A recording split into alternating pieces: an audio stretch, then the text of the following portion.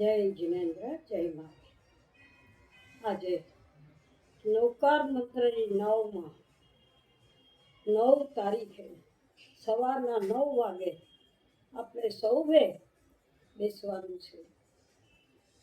નૌકારનો મહિમા મારા વાલીઓને તો હજુ સમજાય છે, પણ યુવાન વર્ગને સમજવા માટે સમય આપ્યો નથી માતા પિતાએ.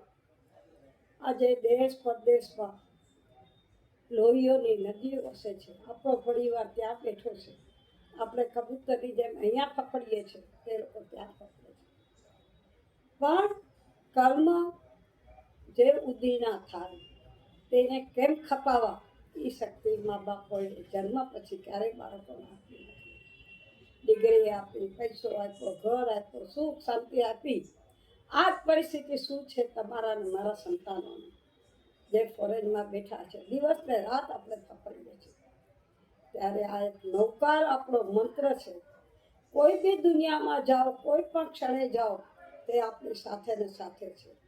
યુવાન વર્ગ, તમને કદાચ એમ લાગતું હશે કે આ પદ્માવતી દેવી અને ધર્મેન્દ્ર દેવ શેનાથી થયા છે. એ પાર્શ્વનાથ પ્રભુએ ગેલેરીમાંથી બળતા લાકડામાં નાક નાગણીને બળતા જોયા અને નીચે ઉતર્યા. કારણ કે એની આગળ અવધિ જ્ઞાન હતું. આપણી આગળ તો કોઈ જ્ઞાન નથી.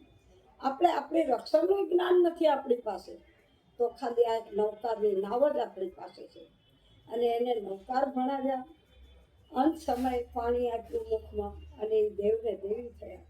હવે વિચાર કરો, પુણ્ય કેટલા, પુરુષાર્થ કેટલો, પ્રારબ્ધ કેટલો. આજે તમને ખબર છે આ સમૂહ નૌકારનું બળ કેટલું છે. જેમ કે એક સાવરણાની સળી તમારી મૂકો તો એક સળી કહેવાય, 1000 સળી ભેગી કરો તો ઝાડુ બની જાય. એમ કર્મમાં પણ સામૂહિક કર્મ અને એકાંત કર્મ, હું એકલી કરું એનું ફળ કેટલું છે અને સામૂહિકનું ફળ કેટલું છે એનો અનુભવ કરી જુઓ.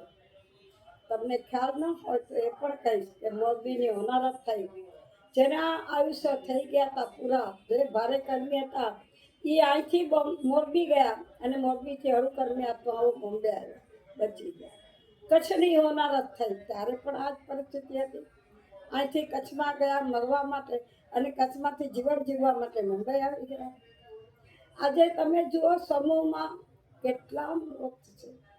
આપણે સામૂહિક નૃત્ય ન જોતું હોય, આપણે અકાળે મૃત્યુ ન જોતું હોય, એક્સિડન્ટ વાળું મૃત્યુ ન જોતું હોય, તો આ નૌકારની નાવમાં દરેક મા બાપો બાળકો બધા બેસી જજો. આજે તમારા સંતાનોને મોટામાં મોટી મૂડી આપવાનો સમય આવી ગયો છે. અને એ શું છે, તમારી તિજોરીમાં લાખો કરોડો રૂપિયા હશે, પણ પરિવાર હશે તો વાપરશે. પણ એ પરિવારને વાપરવા માટે અહીંથી થોડી દુઆઓ આપતા જાઓ. દરેક વડીલો અત્યારે જ્યાં મોકો મળે ત્યાં દુખિયાના દુઃખ દૂર કરો, આંધળાને દેખતા કરો, બેરા મૂંગાને મશીનો આપો, ઘરની અંદર જેને રોટલા રાંધવાના નથી એને અનાજ આપો. આ પુણ્ય બળની દુઆ તમારા સંતાનોને આપશો ને તો એ દુઆ એમને ઘણી કામ લાગશે. રોજ સવારના એક નૌકાર મંત્રની માળા ગણો અને જ્યાં હોય ત્યાં તમારા બાળકોનું કવચ બનાવો કે જ્યાં હોય ત્યાં મારો પરિવાર સુખી રહે, શાંતિથી રહે. આ હું એક કવચ બનાવું જ, અણધારી કોઈ તકલીફ તેના જીવનમાં ન આવે. આ નૌકાર મંત્ર મામૂલી નથી. આખા દુનિયાભરની અંદર કાલે સવારના 9:01 નૌકાર મંત્રના જાપ થશે. જે લોકો મંદિર સુધી નથી આવી શકતા, જે લોકો હોસ્પિટલમાં છે, જે લોકો રસ્તામાં છે, ટ્રેનમાં છે, જ્યાં બી બેઠા હોય ત્યાંથી તમે એક અડધો કલાક મૌન સાથે નૌકાર ગણી લેજો તો તમે આ સમૂહના જાપમાં જોઈન થઈ જશો. આમાં કોઈ વ્યક્તિ ગણતરી નથી કરવાની, નામ નથી લખવાના. આ તો ઉપરવાળાના ચોપડામાં આપણું સ્થાન રાખવાનું છે. નૌકાર મંત્ર કહીએ છીએ, કેટલા નૌકાર મંત્રના સ્તવનો બોલીએ છીએ, પણ હજુ નૌકારમાં શ્રદ્ધા જાગી નથી. અને જ્યાં સુધી શ્રદ્ધા વગર કોઈ પણ કામ કરશો તે ફળ આપતું નથી. આજે ઠેક ઠેકાણે કરોડો લોકો નૌકાર મંત્ર ગણશે.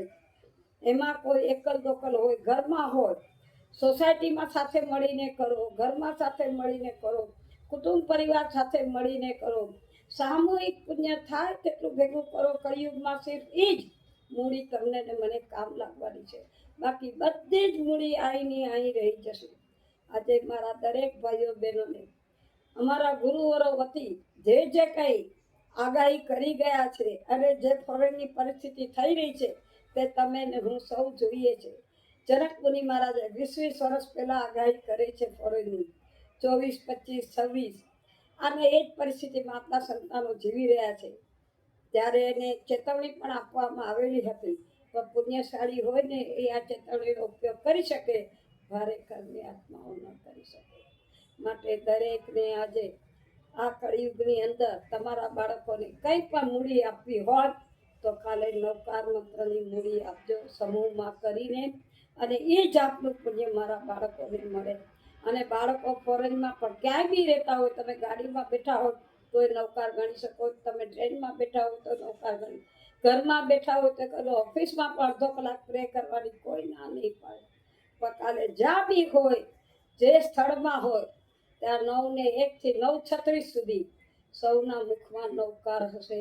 અને નવકારની નાવ તમને ને મને બધાને તારી દેશે. કેટલી મુસીબતોથી બચશું એની કલ્પના પણ તમે નથી કરી શકતા.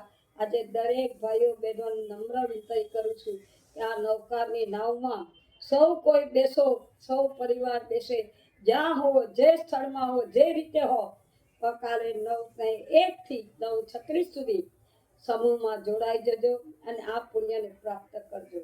જય જિનેન્દ્ર, જય માતા.